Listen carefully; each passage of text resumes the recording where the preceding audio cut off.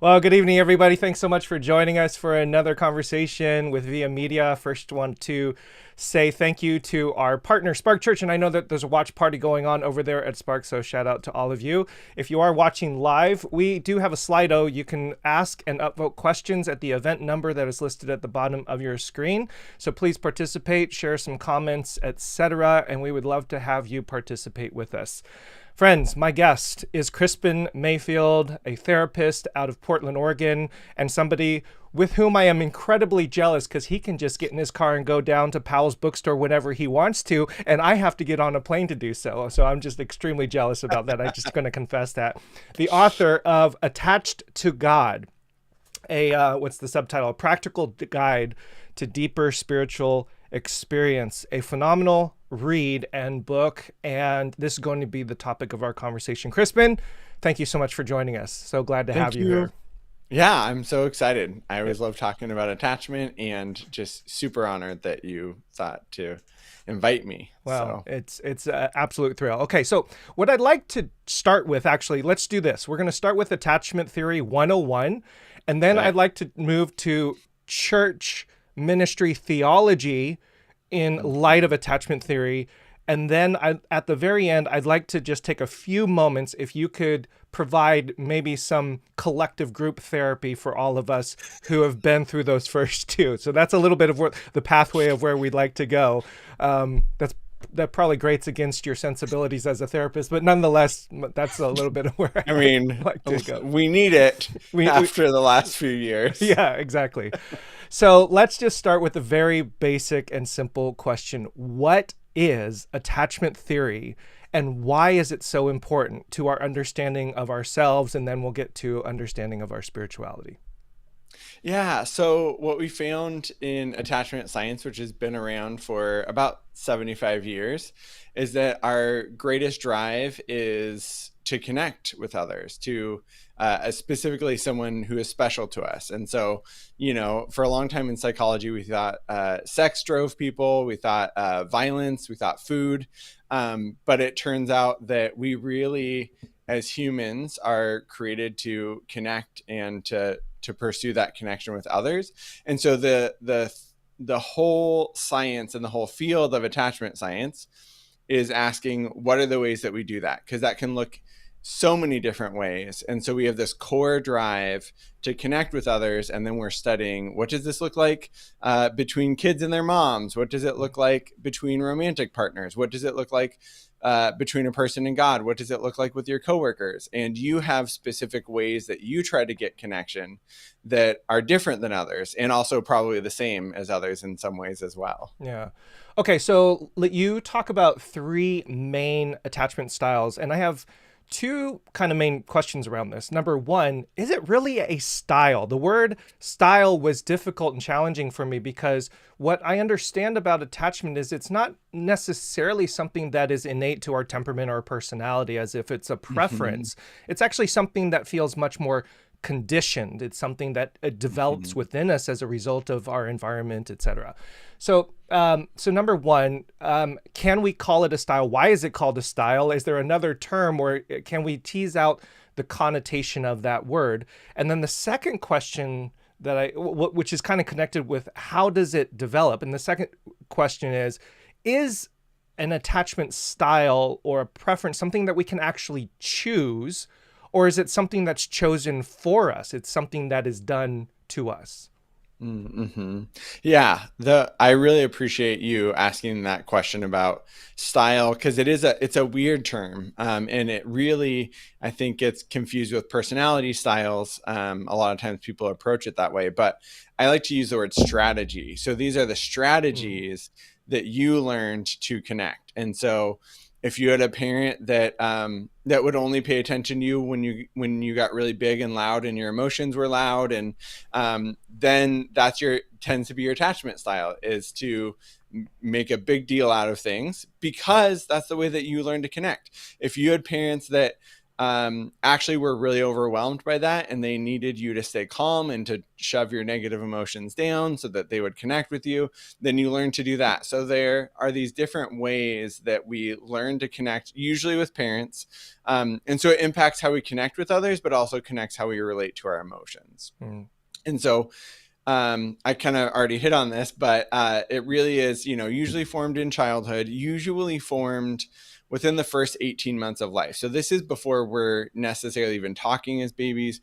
We learn because we are, brilliant and magnificent. We learn what are the things that get me connection with my parents and what are the things that drive them away.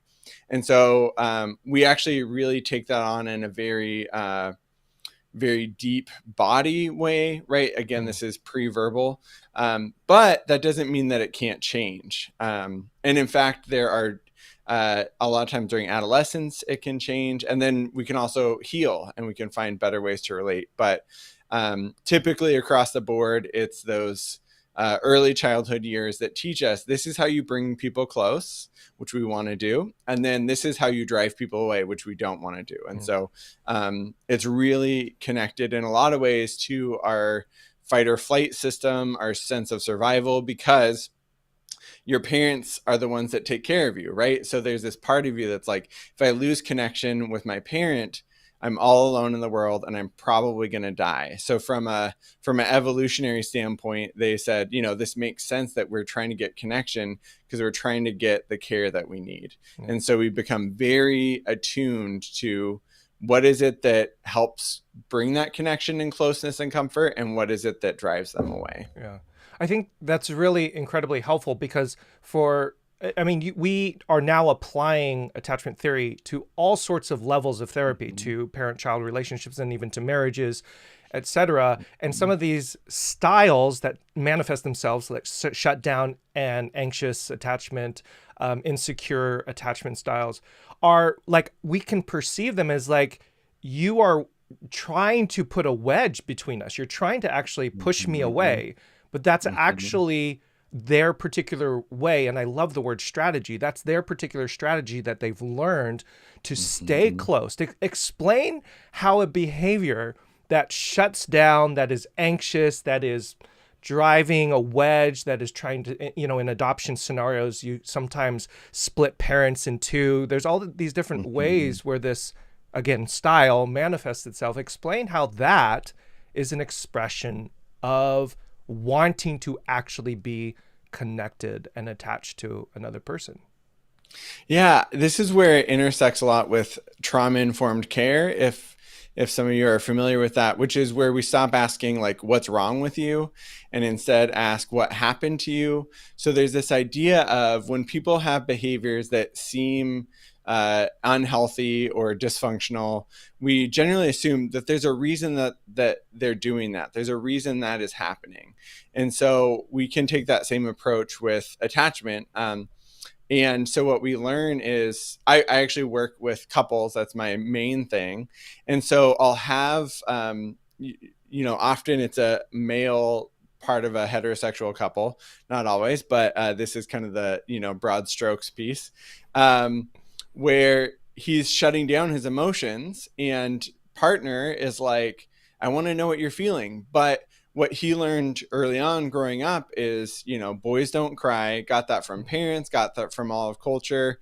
And so it means if I show you my emotions, that means there's something wrong with me. And then you're going to go away, right? You're going to see that there's really like, I'm broken, whatever it is. And you're going to go away. And so in order to keep you close, I'm going to shove my emotions down and pretend like I'm okay because I don't want to scare you away. And, again, I'm sitting with partners and I know that the other partner's like, no, I actually want to know what you're feeling. I want to know what's going on inside. But for that person, because their brain has been formed their whole life to say, no, if you don't shut down your emotions, other people are going to leave. They're going to go away. It takes a lot of healing to get to this place where you can kind of rewire your attachment system to say, okay, like I'll share with you and trust that you're not going to run away. Yeah. then that requires a good therapist to walk us through, right? Yeah. Keep you in business. We have some amazing therapists in our congregation here, so I know that they're incredibly well versed and skilled in these kinds of techniques. I wanted to ask then, because teasing out how attachment actually works, you mentioned things like presence, attunement, material support, etc. Can we tease out much more practically and explicitly? So because you mentioned that like 18 months old, you're starting to develop these things, so pre-verbal. But then I can imagine for, let's say, the example that you just mentioned, the gentleman who is carrying those behaviors into an adult, relationship, those lessons that you learned when you're 18 are also then reinforced along the way. But the behaviors that the primary caretaker did during the first 18 months might have shifted or changed along the way as the child becomes verbal, becomes a teenager, becomes much more independent, etc. The reason why I want to tease this out, because I think this is going to be really helpful for us when we get to segment number 2, which is our spirituality, but obviously it's helpful for all of our relationships. So can you talk a little bit more about presence and attunement, material support? Like, what is the actual mechanism by which healthy, strong attachment happens in these various stages of life? Yeah. So Sue Johnson, who created a whole therapy model out of attachment for couples, she looks at 3 things. One, she asks, are you available? So when I call out to you, are you available? And we'll talk in a minute about how, as a parent, you do not have to be available 100% of the time. But there is this sense of like, if I'm a baby and I call out to you, are you there or are you gone? And we even experience this in adult relationships, right? Like, I had a rough day and I'm approaching you, and like, are you available to me, or are you shut down and you're going to pull away from me? And so availability is one, responsiveness is the other. So if I'm upset, if I'm in distress, are you going to respond to me with comfort and with empathy? And again, that doesn't have to be all the time, but it has to be enough of the time that I learn that if I'm upset, you're going to come comfort me. You're going to come with me. Come to me. You're going to be responsive. And then the third is engaged. And engaged means that you are engaged with me. I don't always have to be the one to pursue you. I, in like an adult friendship, like I don't have to be the one to always text. But you can think about what that would look like in childhood, right? We want a parent who comes to us sometimes and asks, how's your day? Those sorts of things. And so that's the bedrock. What we find is they recently finished, I think, a 45-year-old study about attachment. And what they found was that mothers that had the support that they needed were able to be present and attuned to their kids. And mothers who weren't, when they found there's this insecure attachment, generally the research showed that this was moms that were experiencing severe poverty. They were experiencing like domestic violence. They were experiencing things that, of course, like they're in their own stress, fight or flight place. And as much as they really want to be a good mom, they're not able to show up for their kid in that way. And so those are some of the things we look at. But there's also some research that shows we go to elementary school and our peer relationships form our attachment style. And it, can go forward from there. Yeah, that's really helpful to know peer relationships. I mean, all of our relationships are doing business in how we navigate the world. So we have primary caretakers, then we have friendships and relationships, and then spouses and marriages and these different types of things. And they're all operating on our attachment style. And I need to use the word attachment strategy from now on, because I think that's a really wonderfully, much more helpful term. Talk then about the still face experiment, what that is and how that is relevant to what you just said, because that was really, it was so painful to watch, but so incredibly relevant, because it is like that is what people experience frequently. And then, Mm-hmm. so what is the still-faced experiment, and what does that tell us about this thing of us needing to attach and connect? Yeah, it's funny. It's a really basic experiment. Basically, what they did was they had a mom and an infant, and they're playing and they're interacting, and then they asked the mom to just go still face, just blank face, not respond. And we see the infant try to re-engage mom, try to get that connection. She points at things around the room. She coos. She does all the things that babies do that are cute to try to get that response. And the experiment, the people that were facilitating the experiment had told mom, just keep a straight face, keep just this still face. And the toddler, infant, right, 18 months old or younger, just gets more and more upset and just like totally loses control, totally loses it. And what we know is that in moments like that there's this feeling of like my survival is under attack. Mammals have something called primal panic, where when it feels like we're disconnected from that really important person, there's this fight or flight response thing that comes up, right? This intense anxiety that comes up. And so we see this in this infant. But what we know is that infants throw themselves on the floor and they cry and they scream and they throw tantrums. And as adults, when we feel that loss of relationship, we have that same thing just internally often. If we feel like I can't really trust this person that I care so much about, I can't really trust that they're going to stick around, I can't trust that they're coming back, then we get really upset. And it really points to, again, this deep need that we have for connection, and how that connection just drives so much of what we do.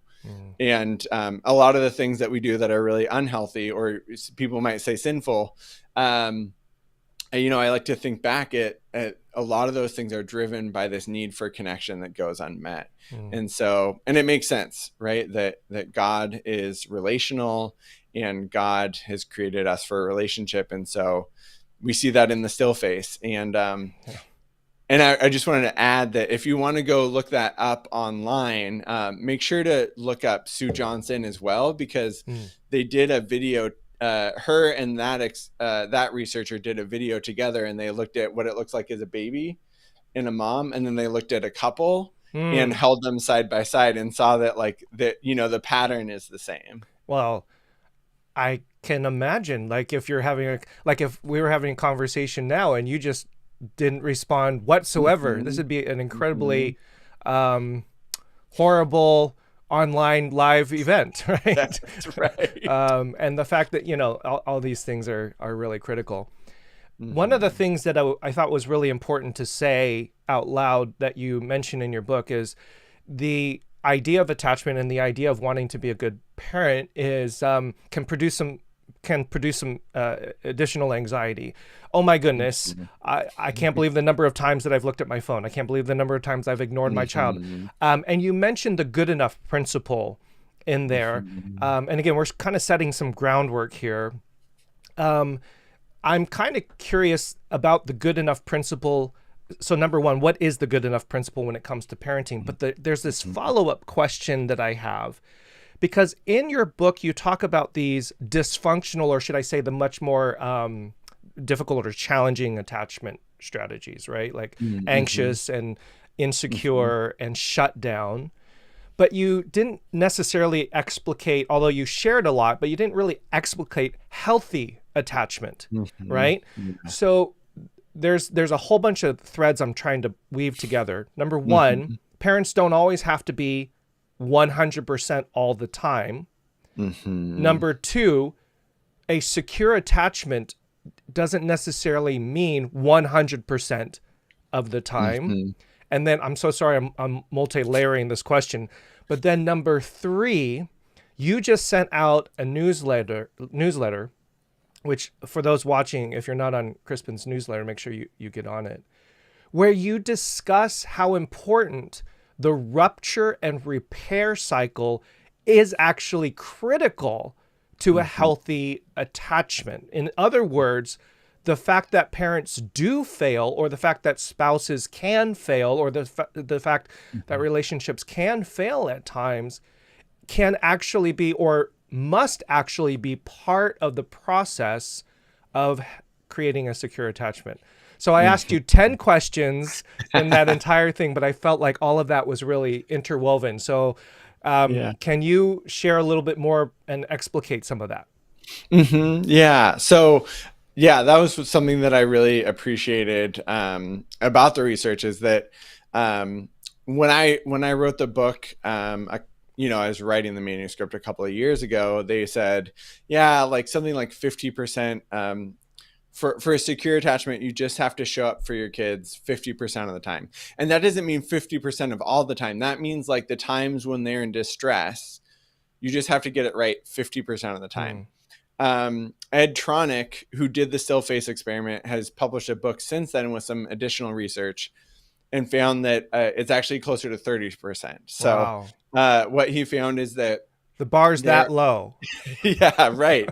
But so it really is about being able to get it right some of the time. What's really important is asking, can we repair from that rupture? That's the important thing, because there's a huge difference between, I have a 7-year-old and a 12-year-old, and we have ruptures all the time, and they're like, Dad, why aren't you listening to me? And sometimes I'm like, I'm doing something here. But there are enough times where I'm like, oh, I'm sorry, like, can you tell that to me again? But that's the difference between a parent that doesn't know how to repair, that says, well, it's your fault for asking me when I was trying to do something, or always turns it back on them. And so it's just a matter of repair. And so I think that is really encouraging for parents. The reason that I did not let I even did an assessment in the book, and you could kind of figure out, all right, like, which attachment strategies do you use? And what I didn't let people do is score themselves as secure, because we all tend towards one of these strategies at one time or another. So even if you have a generally secure attachment style, you usually choose one of these strategies during times of distress. And so I thought that was really important. And I'm also thinking of my friend Jeffrey Ulrich, who wrote a book that I would highly recommend called The 6 Needs of Every Child. And he actually did some research with the founders of attachment, kind of with that lineage of researchers. But he always says that categories are for research, they're not for people. And I think that's a really helpful way to look at it, is, nobody is square in any category, but understanding that even if I feel pretty secure a lot of the time, it's good to know, where do I go when I'm in distress?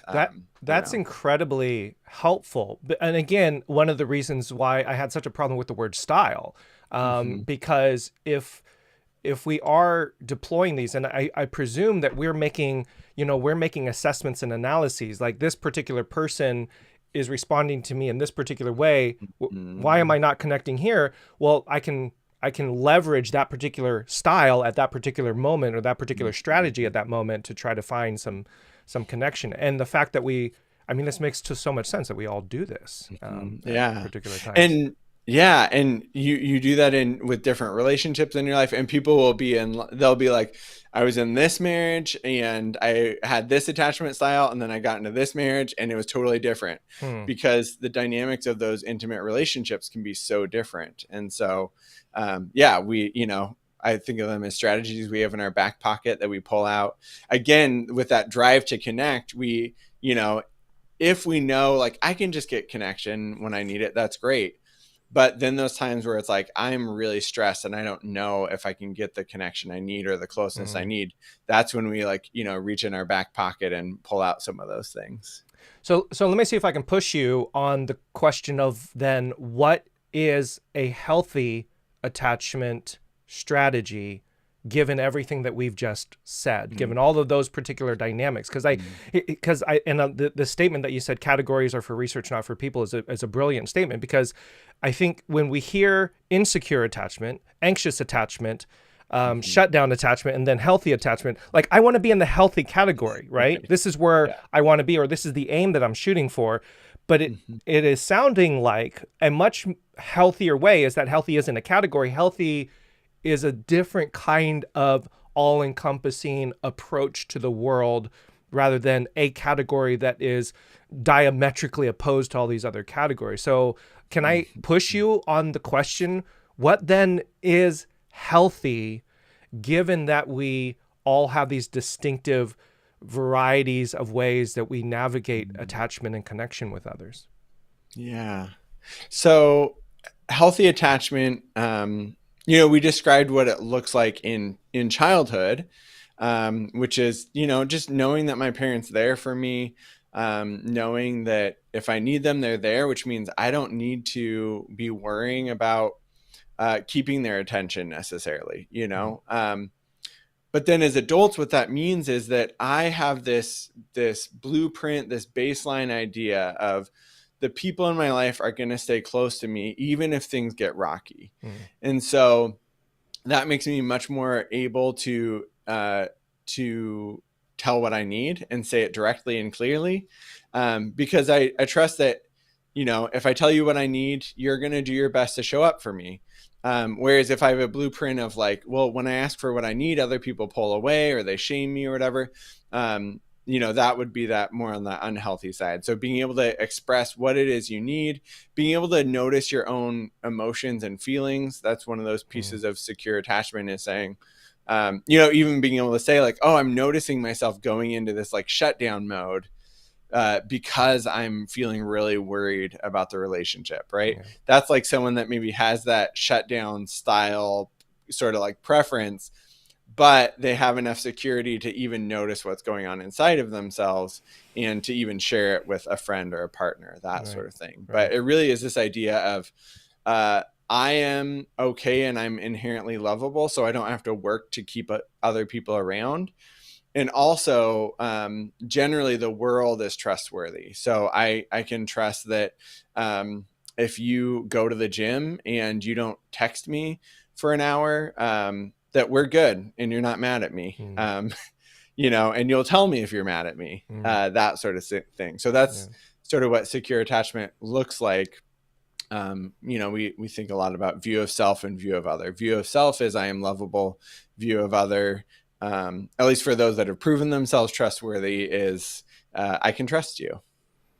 Yeah, this is going to lead us into our next segment, because the word trust and all of what you just said about the kind of trust that you have with another person is very much connected to the biblical conception of trust, of faith. And we translate that word faith to mean like this intellectual assent to something. But the underlying original language ideas and the kind of the original conception is trust, and the knowledge, that like the deep inner relational, existential, experiential knowledge that God will be there, that you trust whatever is going to happen, you are okay and you're going to be connected. You write on page 150 and then 151. I may not read this entire quote, but your entire book's pretty wonderful. I'll just read the entire book right now. Just page 150. True intimacy happens when we can share what's in the basement. And you talk a little bit about the Psalms and the psalmist being able to hold emotions and faith and being able to express anger and closeness and sadness and connection all at the same time. And it just strikes me, and I think many people that engage with this particular work, that the very thing that we recoil against, which is vulnerability and sharing, and not only vulnerability and sharing with another person, but with ourselves, just being honest with ourselves of what we need and what's really going on, is the very pathway towards healing and towards hope and towards restoration and reconciliation. So we need a little bit more of that vulnerability, I suppose. Are there, like, if you could share with us, what is either a strategy or a philosophy or a way of thinking about getting to that point of vulnerability? I mean, many of us have heard Brene Brown give us the vulnerability speech for hours and hours. What is the thing that we do to become vulnerable to get to this particular point? Yeah. I Go like to therapy. I like the sigh. I like the sigh. No, I think that, I find that finding safe people is really important. And so, and also safe spiritual practices. And I think about the folks where they are very unpracticed at vulnerability because they were given so many reasons to not be vulnerable. And it's funny because in couples therapy, we talk about these folks and sometimes they'll give us this like gem of like something that's really took so much for them to share. And as therapists, we're like, okay, like what else you got? Like, tell me more. But really, like, being able to move into that vulnerable space takes time, it takes intentionality, and it takes trust, like we talked about. And so finding the people in your life and I would say through prayer and saying, I'm not very good at this. This is really scary for me. I find that a lot of folks, depending on kind of how you were socialized, but a lot of folks are like, I know that I'm supposed to get in touch with my emotions or get in touch with my body, and I don't even know how to do that. And so for some folks, it's even learning just how to start to get in touch with your body. And so many clients I work with, they're like, I don't know what that means. It feels like I'm doing it wrong. It's almost like if you grew up evangelical and you're like, all right, I'm having my alone time and I'm supposed to hear something from God, but I don't know how to do that. I feel like it's a similar thing. Like, all right, my body's supposed to be telling me something, but I don't know what it is. And so learning to make practices of just like listening to your body on this like very baby step scale of like, oh, I'm hungry. My shoulders are tight, those sorts of things. Right. So for those of us, myself included sometimes, that have difficulty knowing what we're feeling and sharing it, those can be some of the steps forward is to do that. And then again, like finding people that are trustworthy and saying like, hey, I'm really bad at sharing my emotions, but I wanted to tell you that I had a bad day today. Just taking those little risks. That's fantastic. And people, but also communities. So let's move to church and Christianity and evangelicalism. I don't know if there's anybody else, I haven't heard of anybody that has written so articulately regarding attachment theory, attachment style, and psychology, and the theologies that come with a lot of church and specifically evangelical expressions of Christianity.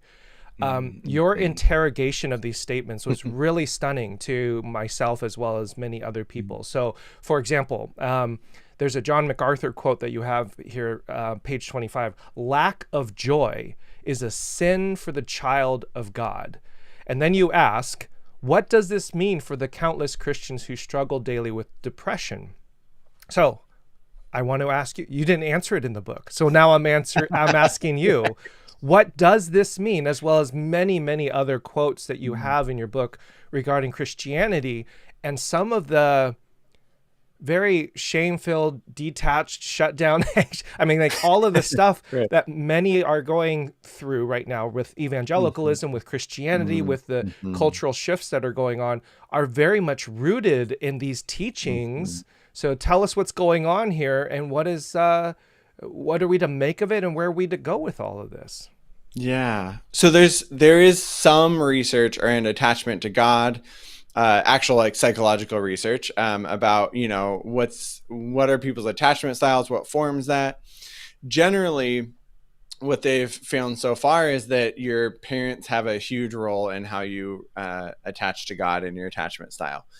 As I was writing the book, I wanted to say that just can't be true. Like, I think it's true, but it feels like if you grew up in the church, if you grew up evangelical, you got these messages very early on from God, or not from God, from spiritual leaders about God, that I think form, your attachment style. And I was really inspired for this book by Doug Frank, who wrote a book called Gentler God. And so actually I pulled this quote. He says, "Every theologian was once a child. The experiences of a little child are hidden away within the psyche of every scholar laboring at a desk to write the truth about God. The childhoods of young men who fashioned evangelical Christianity's God in mid-century America to a startling degree are littered with broken father-son relationships." So, Wow. because we just What assume was the name of this the is author and book again? Doug Frank, and his book is called Gentler God. Okay. He's does some amazing work of integrating like evangelical history, like American history, with some psychological concepts and theology. Yeah. But yeah, as I was looking at some of these common teachings in the church, that we just assume like, here's this guy, he read the Bible and then he told us what it said. But as you dig into their histories, you learn that, oh, actually, a lot of these people have attachment trauma. I did not Yeah. look at John MacArthur's history, but if we were to assume maybe that he has a shutdown attachment style that says, negative emotions are going to drive other people away, that makes so much sense to me. His age, race, gender, like I'm sure he got those messages. And so then you take on this Christianity that just affirms that and says, yep, if you're not having positive feelings, there's something wrong with you as a Christian. Yeah. And so, so it was really, I guess in some ways, like kind of devastating to see the ways that people's undealt with trauma was impacting the theology that we looked at. Charles Spurgeon was someone that I talk about as well, who he, in a lot of his writing, talked about, I'm a worm, I'm a pile of poop, like just all these things.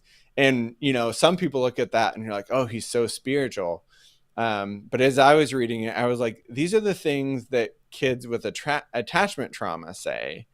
And it turns out that he seemingly had some attachment trauma. He was separated from his family when he was young. And so we know that that's what humans do when they go through attachment trauma, is they feel like there's something really broken at my core.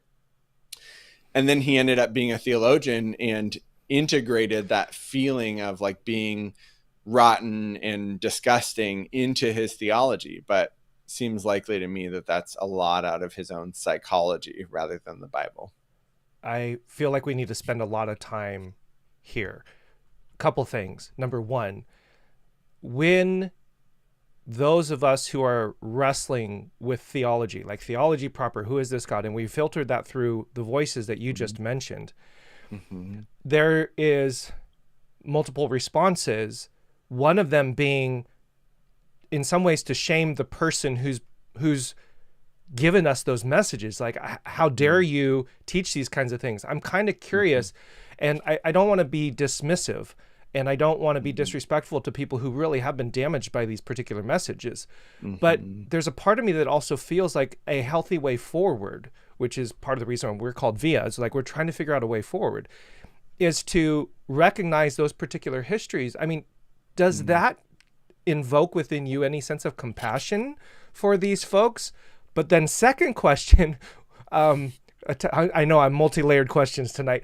Great. I love it. What is then the responsibility for those who have been called or commissioned for pulpit ministry, for preaching and teaching and these different types of things, to interrogate their own attachment history, their trauma history, before they even theologize?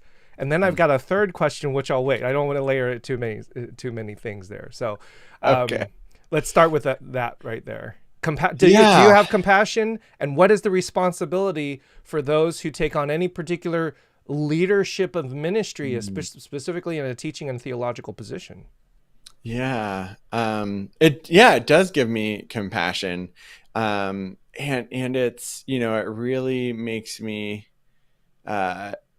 you have to hold both of those things. I hold both the compassion for that person and also acknowledging the harm that they did.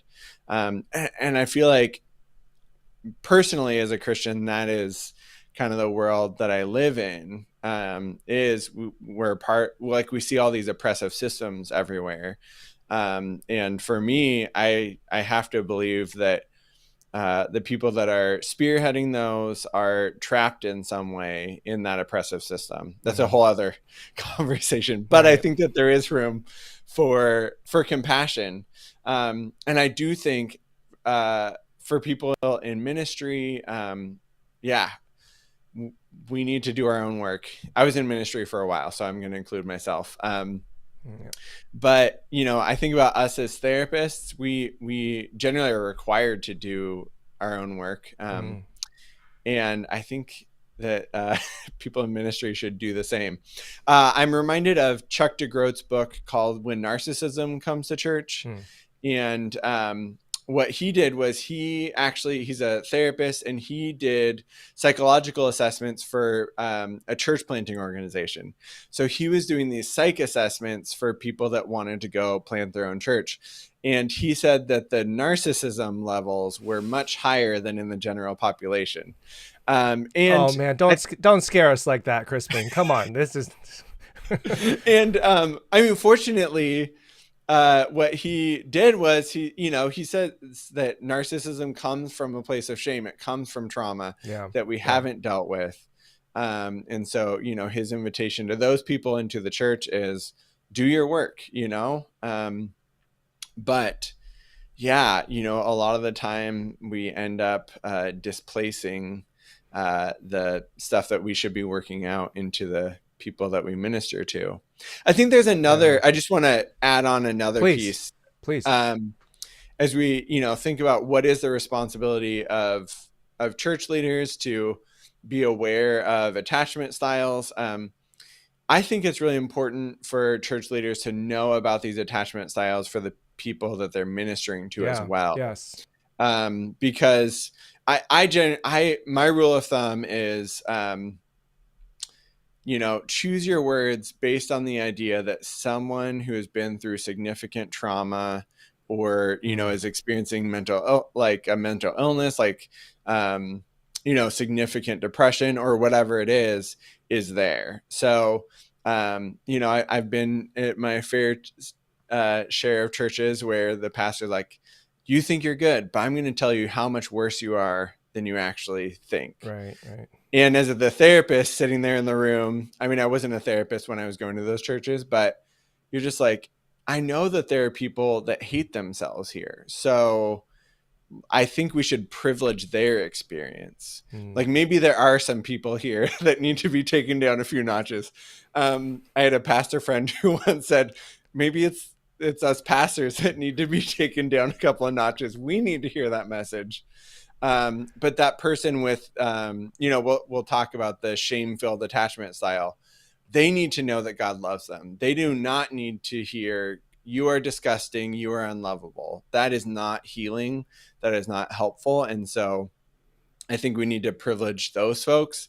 And I think that people in ministry need to take that trauma-informed approach to say, all right, like how are these words going to land with everyone in this room? And how are they going to land with the person who is suffering most? Yeah. Do you know if Chuck DeGroat talks a little bit about just the mere form and function of church ministry as being in many ways attractive to those of us who suffer from more difficult attachment styles, because the idea that I get to stand in front of people and say things of which I get accolades or get pats on the back, or I become a minor Christian celebrity, or right kind of thing.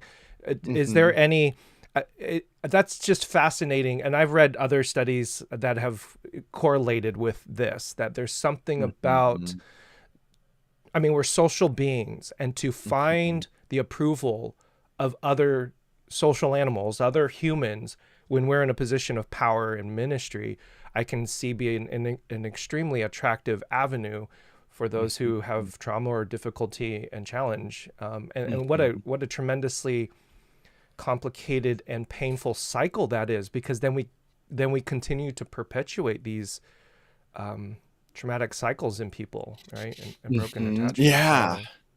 Yeah.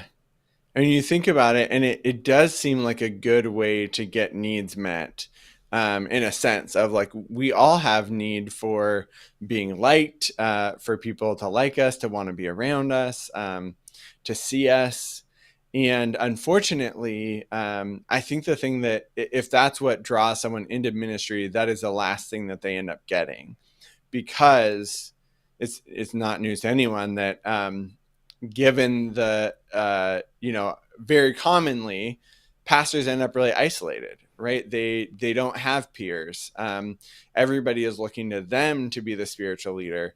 And so you end up seeing, and you end up with people liking you, but you find that there's no place to be vulnerable. And it really, going back to the Brene Brown stuff that y'all probably know, right? In order to actually feel accepted and loved, we have to be able to be vulnerable and then accepted within that. Right. And so it's really heartbreaking to think about folks that are seeking that love and acceptance and connection that we are, that's a part of who we are as human. And I think that so often they end up in a much more isolated place. Yeah. I say that as a therapist, because therapists can also do the same. It really takes intentionality as a therapist to be like, all right, who are the people that I'm vulnerable with? Everybody talks to me about their problems, but who can I be messy and show up with and get their closeness and acceptance. Friends, if you're watching, I'm going to take the questions from Sli.do, so please submit those and upvote, and we'll allow you guys to participate in the conversation, asking Krispin any questions that you have. I have 2 more questions that I have planned at least to follow up.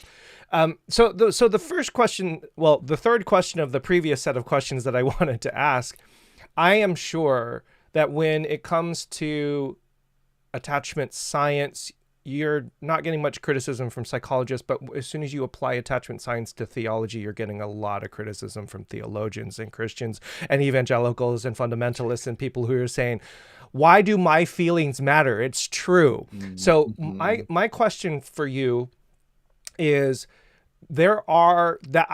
I don't think that's going away anytime soon. That is going to be a cultural reality for this religious expression in Christianity. And part of the reason that is the case is because there are those passages, Krispin, in the Bible that say things about God's anger, God's wrath, condemnation, hatred of sin. And so my question is, how do you respond to that? What is your kind of theological navigation of attachment science, but also with the fact that there are those passages? Now, obviously we can get interpretation, but I'm sure you've gotten criticism on all that kind of stuff. Yeah. I'm a big fan of Brad Jerzak's work. And he talks a lot about unwrathing God. And so I've been really encouraged by that, which actually was, it was a few years ago, not that long ago, maybe 5 or 6 years ago, that I went through some significant transformation of understanding like God isn't mad at me all the time. And God isn't just waiting to like throw me away. But those passages are there. And it is tricky to know what to do with them. One thing that I like about Brad Jerzak's work is he has looked at a lot of the early church fathers, and early Christianity said, yeah, we see these passages about anger, but we know that God is beyond us. God is not human like we are, and God is consistently, looking at us with compassion and love. And those ways that we experience God's wrath are what happens when we turn away from love. And that's really clear to see, right? When we go away from the wisdom that God gives us, for example, thinking about, the Hebrew law being so much around caring for the marginalized. What happens when the marginalized are not cared for? We see, God's wrath. We see pain, we see suffering, we see, gnashing of teeth. And so that's a lot of how I make sense of it. I love 1 John 4:18, where, so he just says God is love. And then he says there's no fear in love, but perfect love drives out fear, because fear has to do with punishment. I know I'm like cherry picking a verse there, but Don't worry, if, you're in good company. You're in very good yeah, company. right.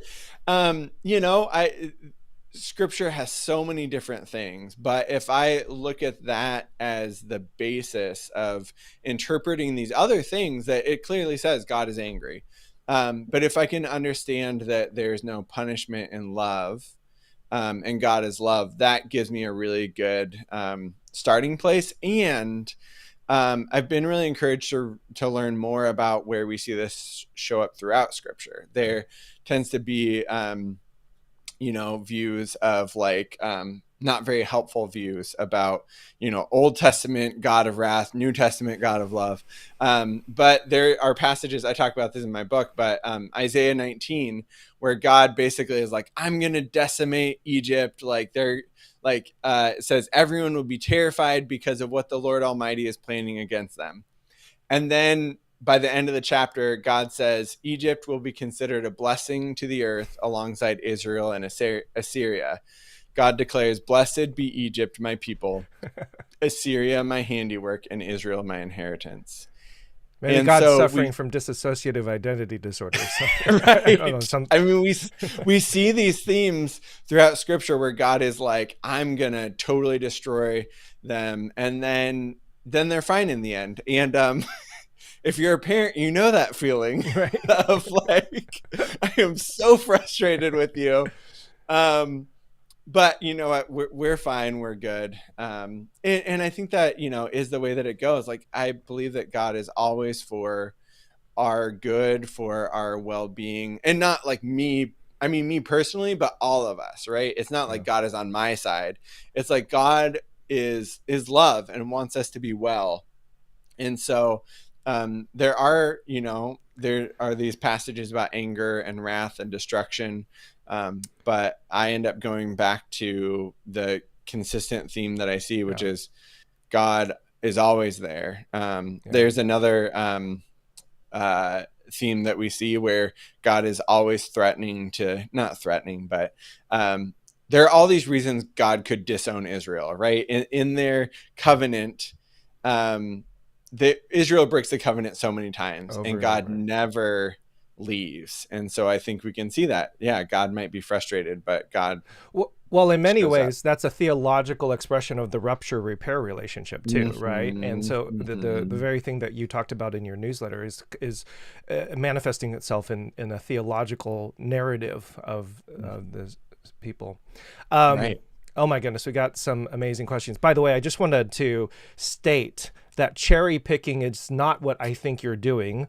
I think what you are doing is what Jesus taught, is that there's a priority of command, that there's a lens through which we view the rest of the entirety of the scriptures, and to love God and to love your neighbor is the most important, and to choose love as the lens through which we interpret everything else is the way of Jesus. So I think all that to just justify everything that you're I mean, you're not cherry since picking. You mentioned it, I just want to also mention Luke 4, where Jesus quotes Isaiah 61, but leaves out the day of judgment part. Yeah, exactly. Right? So, okay, we've got some really fantastic questions. Debbie asks, this is one that I wanted to ask, but Debbie, thank you for asking it. Is there a limit to how attachment science applies to how humans can relate to a Christian God who is often not represented in human form? This gets into the question of anthropomorphizing and corporeality, because attachment is corporeal. We feel it in our bodies. There is no physical form of God. So what say you?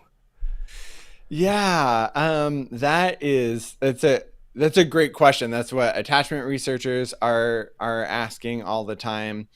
But so much of attachment, even in our everyday relationships, happens in our brain, right? If someone was like videotaping what you and your partner were going through every day, let's say, like, there's so much interpretation that's going on in your mind. And we do the same with God. And so there's so much of our relationship with God that sort of lives in our imagination. I don't mean like unreal, like, but in the mind. There are limitations, because we can't go to God for a hug. We can't read body language. There are all these ways that that we have this attachment style, or like that we develop our attachment styles and strategies with the people in our lives based on the nonverbals they give us, and we don't get that from God. This is what I think it has been really important about in Scripture. God gives his people, or God gives God's people these concrete things to hold on to, because otherwise it's just God in our mind. And so I think about the Last Supper. I think about some of the memorials in the Hebrew Scriptures, and coming from an evangelical background, I think I understand that we sort of got rid of some of those like rituals because they felt like dead traditions, and we wanted things to be more like kind of present. But I think one of the downsides to that has been that then you have to decide in your head, like, do I feel close to God? Are we good? Like, are things okay? Whereas like I went to a Mennonite congregation for 3 years, and it's like, yeah, you go and you do this tradition together, and it's a reminder that God is close. It's not the worship service where it's like, God, come close, like, do I feel you? Are we okay? We have these concrete reminders that help build that secure attachment. Yeah, that's fantastic. Alicia asks, I've heard approximately 50% of people have a secure attachment style. Is this something that can apply to all their relationships? How many styles can one person exhibit? I think you touched on this a little bit. Yeah, you can use a lot, but generally you tend to use one. And it really is, we talked about this idea of an internal working model. So, there's variations within that, but generally, by the time you're an adult, you're not responding to the world so much. It's more like, this is the strategy that I've or style that I've developed and I'm responding to the world through that. Whereas like, an infant is much more like, I'm responding because this is the information I'm getting from the world. We are going to ask our last question. I'm looking, there's some good questions. This is getting, okay. I'm going to save this last question for later for the last one. So let's bring this one up from Alex. How can you change your attachment strategies with God when it seems like God is non-responsive, at least in a non-audible, tangible way? Practices, tips. Yeah. So there are, in psychology, we know some of the ways that help change our attachments. And so there are, I've a few in my book, but a lot of it is through spiritual practices. And a lot of these spiritual practices, again, have not necessarily been used if you grew up in the evangelical church, but spiritual directors in Catholic churches have been using for a long time. And it's really interesting because emotionally focused therapy and internal family systems therapy is using some of these same ways of using the imagination, of checking in with the body, of creating space to investigate and explore like what's going on internally. They're finding that those things really help change people's attachment styles and heal their attachment styles. And to know that there have been people that have been facilitating that with God for centuries. I'd like to close with a question. This is going to be our group therapy time. And there was one question, anonymous, that I will throw up as very, very much commensurate with this question. We went through a book club, went through your book, incredibly helpful, had a wonderful time, wonderful conversations. One friend said to me that she very much appreciates your thesis, your ideas, and is in agreement 100%, fully in. This is revolutionary. But the feeling of shame, anxiety, or distance is still there, even though she has found a new community of which we can explore these ideas, that there's been a shift in theology, there's all of these things, but the feeling is still there. And I have a feeling that feeling continues even after we've read your book, even after we've gone through the therapy, even after our ideas have changed. And here's the question from Anonymous. Some of us are stuck in our attachment strategies. Is there hope? What first steps should people take when they want to turn and repair and find new strategy? So, Krispin, if you would be so kind as to share with all of us, what word would you give us for those of us who are looking for hope? And hope, in my definition, is not optimism, but it's a disciplined application of our beliefs, of our philosophies. What hope would we have here? Because I'm in. I bought the book. We did the book club. I'm ready to shift my strategies, but the feeling is still there, and some of us are still stuck. So let's close on that, and maybe you can help bring some life and compassion and hope to us all. Well, it's funny, you asked for a word. I'm going to give just one word, which is anger, and which surprised me as I was reflecting on it. So some of us have been so hurt by Christianity, by religion, by spirituality, by all of it. I think it's okay to say we've been hurt by God, because I don't want to play that card of like, well, you just didn't really understand God. I think it is so okay to be really angry about that, which then helps us get in touch with the hurt that is under that, because until we can make space for that, that's going to be there. And bringing it back to the attachment stuff, what they found with infants is like when their parent was not reliable, when their parent wasn't there, the infants would get mad, and they would just be like, what, I'm so mad. I need you. I'm so mad that you left me. I'm so mad at you. And there's something that part of the repair process that happens with that. And so I would say that is the first step, is to tell God about how angry you are, or don't tell God. I went through a phase in my life of like, God, I'm just tired of you being disappointed in me all the time. So you're going to have to earn my trust back. Wow. I'm not throwing in the towel yet, but I have been working my whole life to get close to you, to do it right. To like, I was that kid, I was that teenager that would like listen to my Hillsongs CD like every night and like be on my knees, like trying to hear a word from God. And I am like, I am exhausted and I'm done with that. If you want a relationship with me, then you're going to have to show up. And I think that there's, precedent in scripture for that. But I also think that what we see when there's been significant rupture, we call that attachment injury. That there needs to be a lot of room for anger and sadness and grief, and then to open up a place where God might meet you there. And for some of us, it's like I have to say goodbye to the God that I grew up with, and I'm only going to say hello to a God that looks entirely different. And I think that God can handle that. And I guess one last thing I'll add, I'll just point you to another book. We love it. We love it.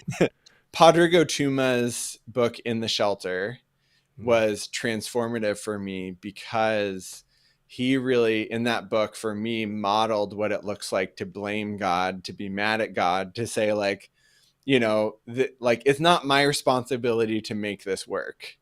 I'm going to show up, but I'm going to be my authentic self, and I'm going to wait for you to show up too. And there it is, friends. Our therapist has given us permission to be angry, told us that it is actually healthy to be angry and expressive, which is what is in the basement, right? Anger comes out of that place of hurt and disconnection. It reminds me very much, I tell me if I'm off, but it reminds me very much, I don't know if you saw the movie Inside Out, the Disney Pixar, but joy, let's just be happy and joyful all the time. And it's only when sadness gets to take control and express itself is there that connection. So it reminds me very much of that. So let's get angry, let's get in the basement, let's be authentic and share with one another and stuff. But I love that, because that's the pathway, like sharing what is truly authentically ourselves, and we can do that with each other. And you heard it here, you can do it with God. And I would 100% agree with you that not only do we have precedent, but we have exhortation and example and encouragement from the psalmists and the prophets to do the same, as well as from Jesus. Everybody, Attached to God by Krispin Mayfield. Thank you, everybody, for participating and asking all of your questions. That was absolutely fantastic. Krispin, our prayer is that your tribe would simply increase, and we hope that your continual influence grows, because this is amazing and incredible stuff, how you've taken this profound psychological insight and applied it to theology and church, and it just makes, Lord willing, makes all relationships better. Thank you so much for being here. We're so incredibly grateful for you taking the time. Thank you so much. Thanks. I just really appreciate it. Love your engagement, and just honored to be a part of your community. Awesome. Have a good night, everybody, and we will see you next time.